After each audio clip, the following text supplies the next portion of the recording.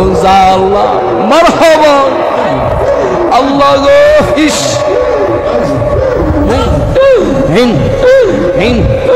এই জগতে প্রেম করিয়া কইজল আছে আল্লাহ হাই গো কইজল আছে আল্লাহ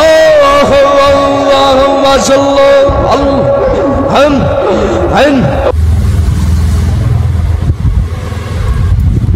আচ্ছা বন্ধুগণ, আপনারা কি বলতে পারবেন এই প্রাণীটাকে কোথায় পাওয়া যাবে? এরকম একটা প্রাণী আমি পুষতে চাই।